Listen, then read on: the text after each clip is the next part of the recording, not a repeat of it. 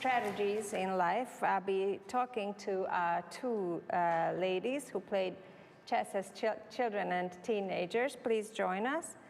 Dorina Alberti is a freelance web developer and marketing consultant. Her clients include some of Hungary's largest hotel and restaurant chains, and Dr. Krisztina Kabai is an emergency medicine physician and chief resident at the University of Szeged, Szentgyörgyi Albert Clinical Center. Maybe I should have said Albert Szentgyörgyi Clinical Center. Ladies, welcome. The first question is, how would you describe, how did chess change your life? For me, playing chess was a huge thing because I learned a lot from it. For example, when I work, sometimes it's hard, sometimes I fail. And after a loss, I need to bounce back really quickly. And when you attend a tournament, especially when you're a child, you need to bounce back immediately after you lose a game and do your best, do your 100% at the next one. For me, when I work, my main point is to have a different strategy in my head for every possible outcome. So just like in chess, I calculate inside my head. That's what chess taught me.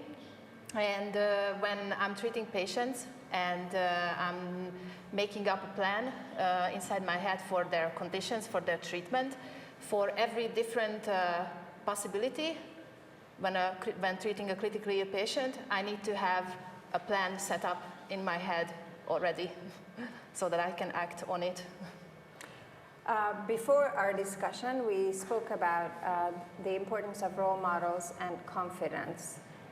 So I'm really curious to see how you got involved with chess. Who was it that opened this world for you? Were you encouraged in this whole process? My dad taught me how to play chess when I was around 8 years old, I think.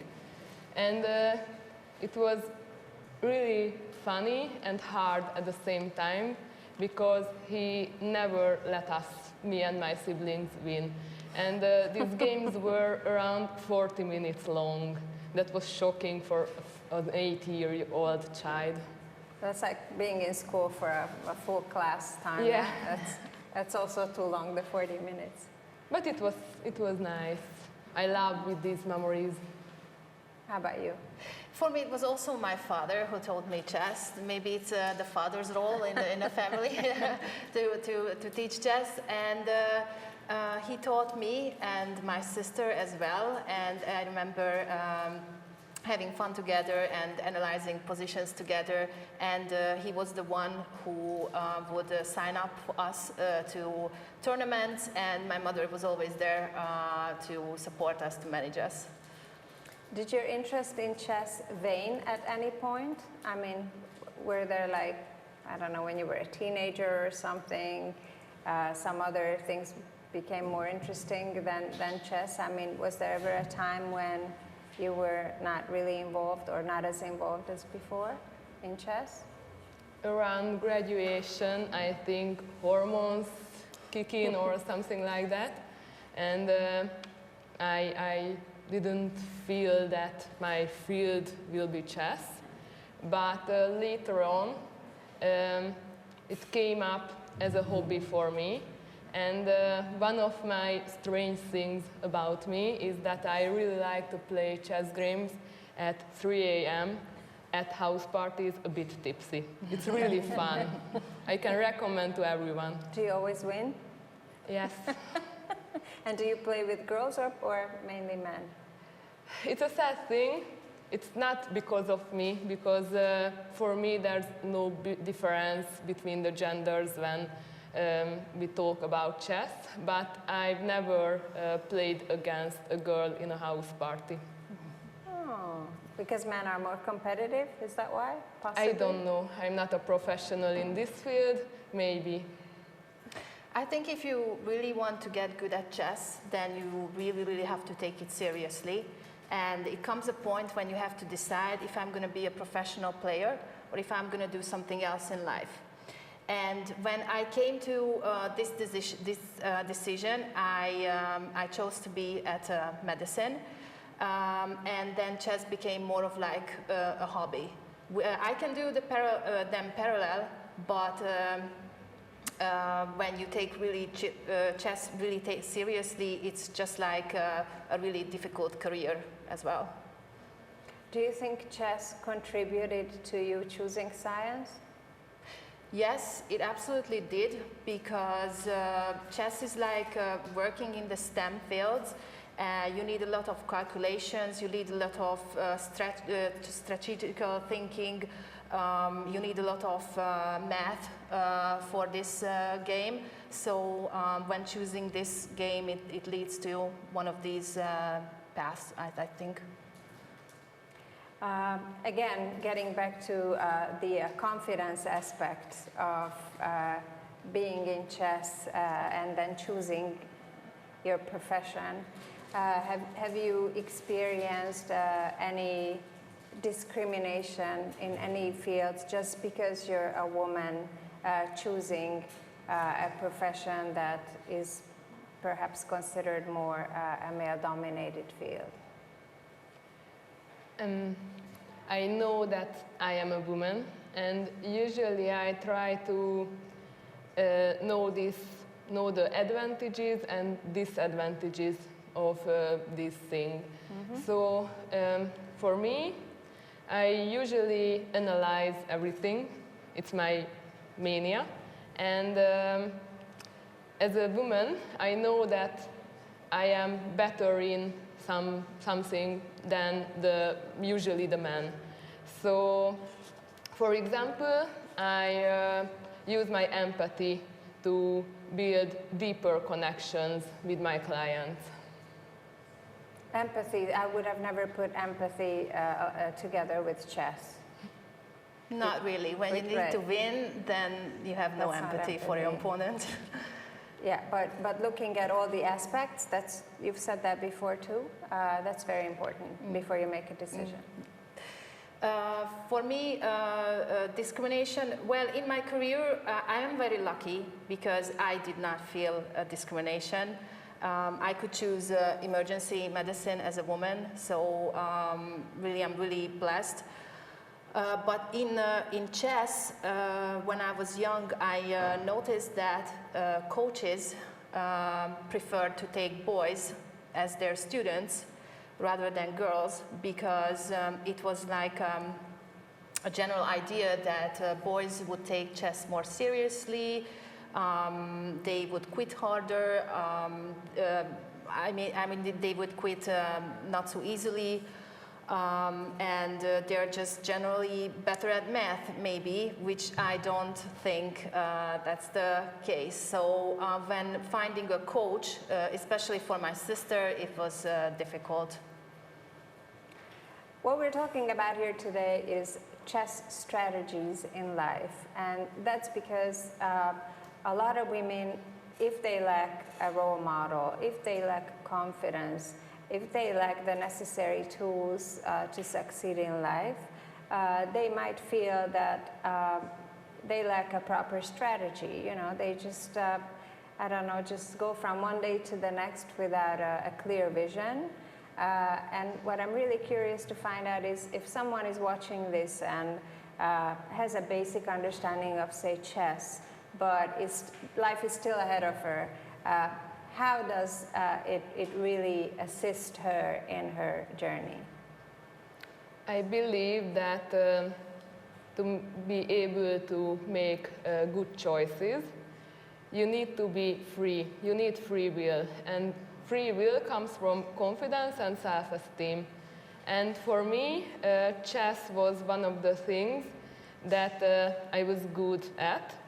So I could build up my confidence based on playing this game. And I think that every children needs something what they can be proud of. They need achievements, results, and it doesn't need to be great things huge things, just challenges that they know they once experienced and win the situation. So for me, chess was a great tool to build up my self-esteem, and then I can choose my career path, make my decisions more freely. I think chess helps in careers or choosing a career or studying for that career because it teaches you to win with modesty. It teaches you to lose with dignity and to move on. And it teaches you to focus on one goal in life, which is to win, I think. And even if you fail sometimes, what Dorina mentioned, if you get back on, if you try again, then eventually you can reach your goal. I'm sure, well, many of us have seen the Queen's Gambit, which was a really important thing. Okay, it's the pandemic and a lot of people stayed at home, so we watched it. But it had a very, very strong message that perhaps few things have been able to convey with as much force as that movie. So what do you think is needed in addition to playing chess to popularize it? Obviously, we're here at a chess festival, so it's the right platform. But what is needed at what level to start these changes so that women can feel free and confident in their choices? It's a big question, I know. Yes, well, obviously movies and series, just like the Queen's Gambit, are a good way to encourage girls, because the main character is a girl in that series. And I think another option is to teach it in schools. Eventually, maybe as a subject, but like a real class. But at first, maybe it can be like a hobby that children can do in the afternoons with a chess coach. And boys and girls would be invited as well. And teachers need to realize how much chess helps with studying. Because if you play chess for hours, you concentrate for hours, it trains your brain to focus for a long time, which is needed for studying, which is needed in your career. And if teachers recognize that and they advertise it for girls as well, then maybe more girls can be invited. My little brother read a book about chess. It was not just about chess, but the basic line of the story was around that. And it was the book of Judit Polgar. I think she do a great work to let children enter this world. Okay, well now you're seated here, we're talking, so maybe inadvertently you have become role models yourself, because some girls listen to you and recognize how important it is. Do you have such aspirations, or have you done work similar to that of a mentor, where you help younger girls with advice or a possible direction that is related to chess? Well, in chess, I think I helped my sister because she was more professional than I was. She's still in university.